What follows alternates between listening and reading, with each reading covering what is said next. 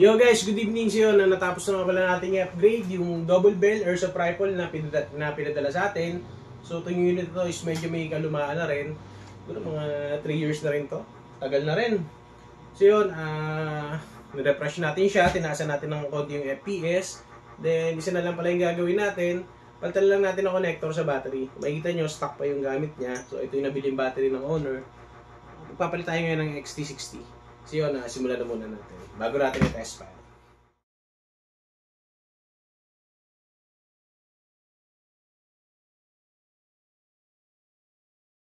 So yun, natapos na natin. Kung titignan nyo yan, ito na siya. Bago na yung plug niya, naka XT60 na siya. Then ito na rin yung battery yung gagamitin niya since upgraded yung rifle na to. So nangangailangan to ng mas mataas or mas malakas na battery para sa whole game. Yun. So yun, check muna natin yung FPS niya kung gaano siya kalakas.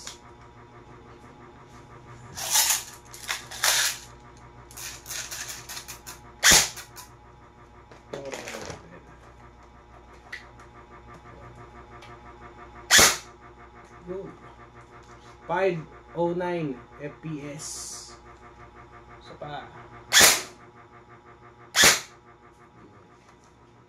510 FPS.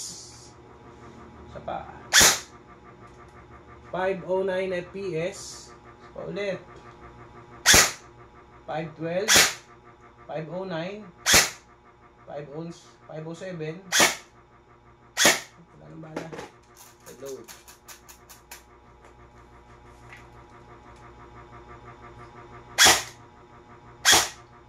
509 FPS. So yun, ganoon na siya kalakas ngayon. So sa owner nga pala nito, ready to pick up na po bukas. Maraming salamat. Then yun, sa mga gusto magpa-repair, magpa-upgrade ng mga airsoft unit nila. So message lang po kayo sa page anytime. Send nyo lang yung picture ng unit.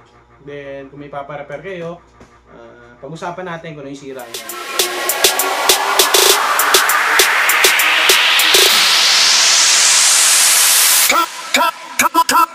Yeah, yeah.